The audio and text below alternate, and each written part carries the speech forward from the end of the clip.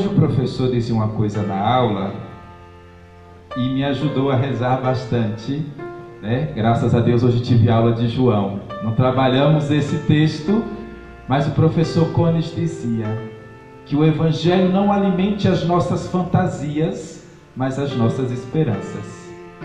E eu dizia realmente. Neste tempo, né, já semana que vem estaremos celebrando a Semana Maior, a semana onde recordaremos nos atos litúrgicos mais diretamente a paixão, morte e ressurreição de Jesus. Hoje o Evangelho diz, não mais para quem não acredita, mas para aqueles que começaram a acreditar em Jesus.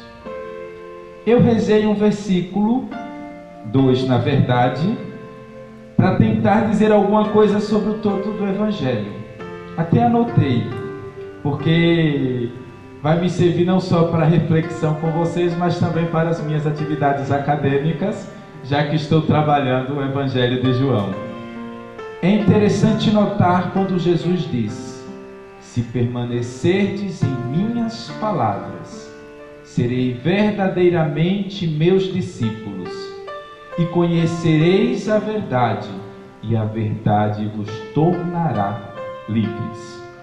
Eu elenquei 3 palavras para rezar durante este dia e falar com vocês, e depois, quem sabe, colocar nas minhas atividades. A primeira é conhecer. O Evangelho, a narrativa de João, é um grande teatro que nos convida a participar.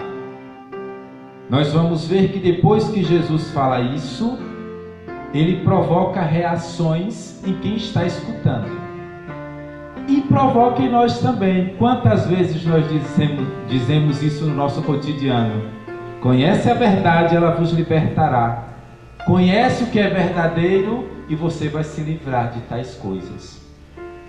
De fato, o verbo conhecer ficou muito vulgar, muito usado para não dizer nada. Encontrei uma pessoa na rua, me pergunta: você conhece fulano? Eu digo: conheço. E será que de fato nós conhecemos fulano? Porque conhecer é algo muito mais profundo do que simplesmente ver, do que simplesmente ficar somente 2 dias, mas é de fato uma vivência, uma intimidade. E é interessante notar que nessa narrativa, eu acho que eu só vou ficar mesmo nesse verbo, os outros eu não vou conseguir, mas, por causa do tempo, mas em João, o conhecimento e o amor parecem crescer juntos. Tanto que nós não sabemos se o conhecimento é fruto do amor ou se o amor é fruto do conhecimento.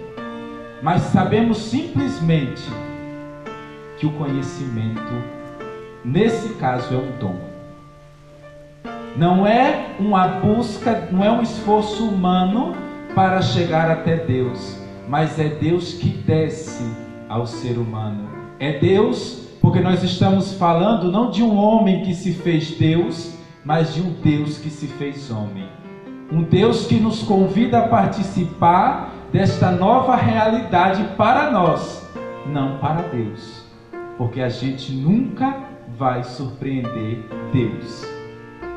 Nada para Deus é novo, mas tudo para nós que se fala de Deus é novo. Então vamos participando disso. Vimos, a irmã Micaela falava naquele dia, no dia que ela fez a reflexão, que as pessoas conheciam Jesus, mas do dia a dia, conhecia carnalmente, conhecia da vivência em Nazaré, da vivência em Cafarnaum, e era o que os judeus naquele momento estavam dispostos a somente isso. É um entre nós. Mas aos discípulos, Jesus convida um algo a mais. Convida-nos a conhecer, porque conhecer alguém nos coloca naquele outro que conhecemos. Ele nos revela aquele que ele conhece, que é o Pai. E ele nos convida a participar desse grande conhecimento. Assim, lá no capítulo 10, ele vai e diz: reconhecereis que eu e o Pai somos um, que eu estou no Pai. E depois ele diz: e vós em mim, e eu em vós. Conhecer é participar intimamente do ser do outro. E assim como ele participa do seio de Deus, ele participa do ser humano e faz com que isso se entrelace. Nós conhecemos a Deus porque Jesus nos fala dele. Aí vem o conhecimento, a adesão a Jesus Cristo, o amor, que é uma realidade, e tudo vai que o conhecimento vem dessa experiência de Deus. Na fé e no amor, e novamente digo, não é investigação humana. Jesus disse,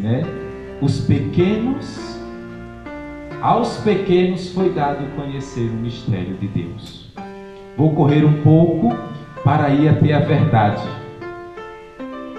Numa sociedade da fake news, como nos lembrava a irmã Zeni, não é mais fofoca, é fake news, É uma mentira. A mentira é a deturpação da realidade. Quando é que mentimos?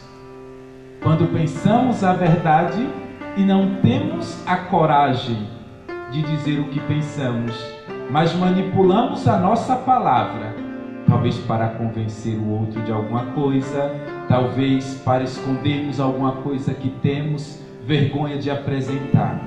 Mas Jesus está dizendo neste momento: conhece a verdade.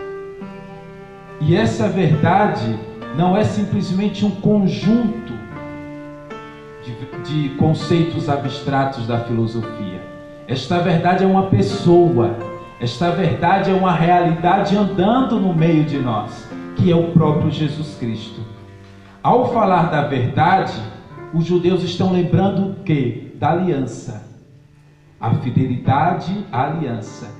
Na resposta eles disseram que Abraão, o nosso pai. Mas só que no Novo Testamento, a verdade é toda revelada na pessoa de Jesus. Porque ele nos coloca diante da verdade de Deus e a verdade que é Deus.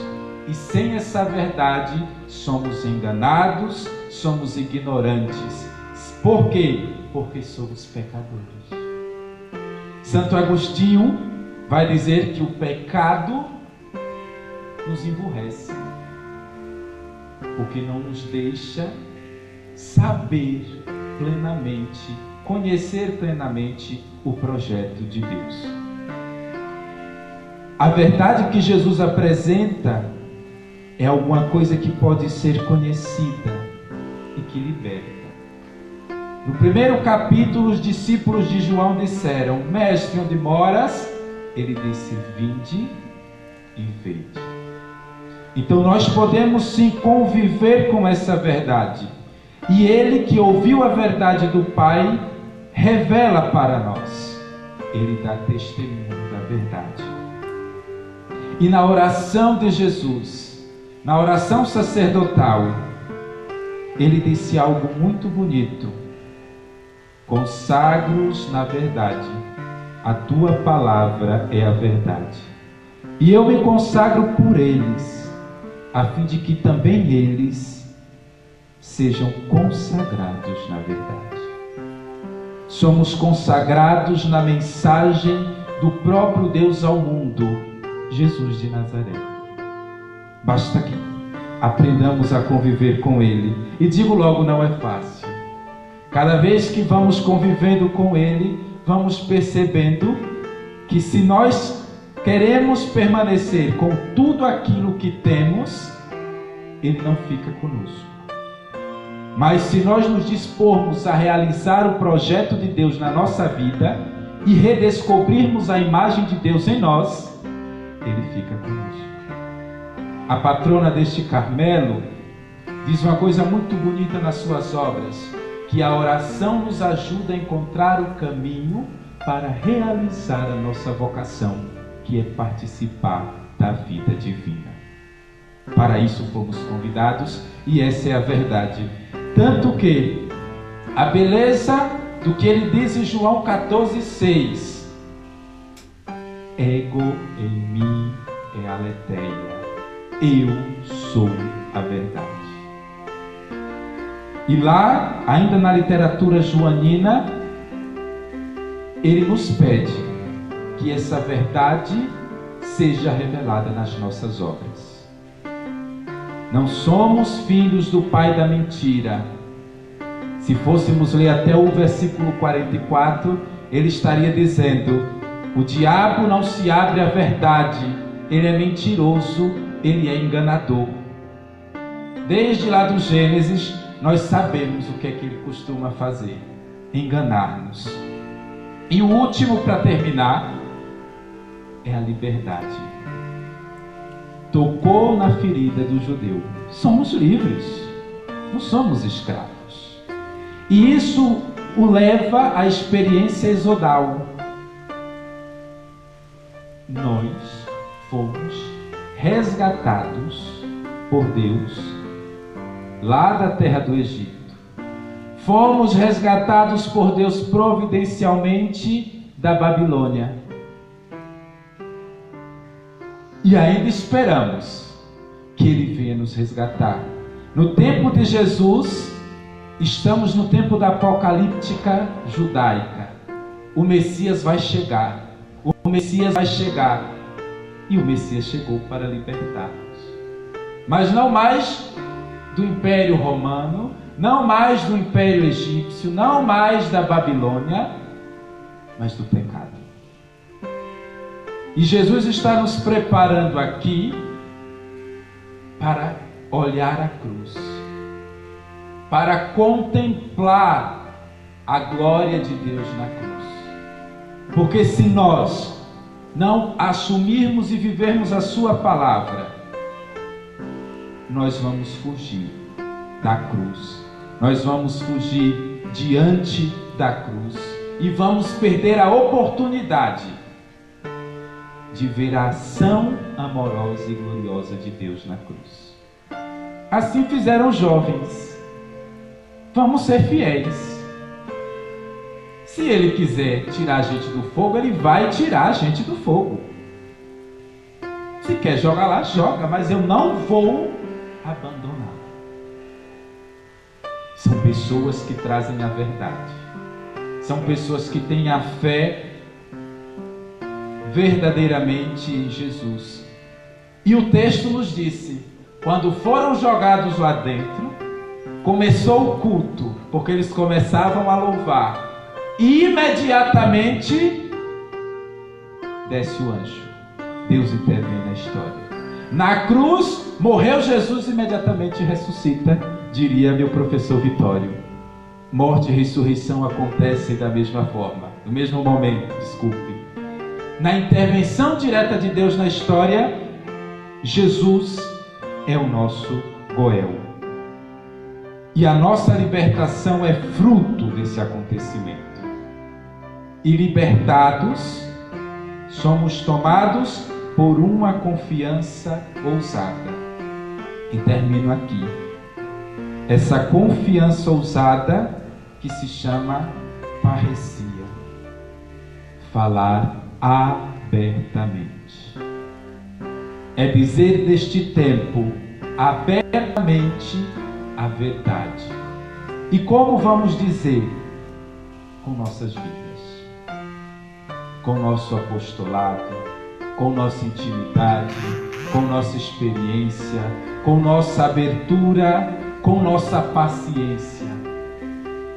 Os judeus nos diriam que Deus é muito paciente. E nós devemos aprender com a paciência de Deus. Não vamos temer as fornalhas que estão acesas para nós. Não vamos temer o pecado que nos aflige todo dia. Não vamos nos deixar abater por essas coisas, porque somos mais que vencedores naquele que nos amou. Participemos do convite que o Senhor nos faz. Embriaguemo-nos do seu Espírito, que é um Espírito de verdade. Deixemo-nos moldar por Ele. E assim, esta Semana Santa em casa será para nós uma semana de conforto, porque vamos perceber que Jesus também esteve sozinho, mas também nunca se sentiu sozinho, porque o Espírito Santo estava com ele, o Pai estava com ele. Assim, reconhecendo que somos filhos no Filho, seremos herdeiros, participantes, amados, amantes, amor no mundo, porque revelaremos o mistério da Trindade, que é relação de amor e que nos convida a participar com eles. Então reze o conhecer a verdade e a liberdade, e quando olharem para a cruz, percebam que Deus intervém mesmo quando não esperamos. Um momento de silêncio. Vamos rezar um pouquinho tudo isso.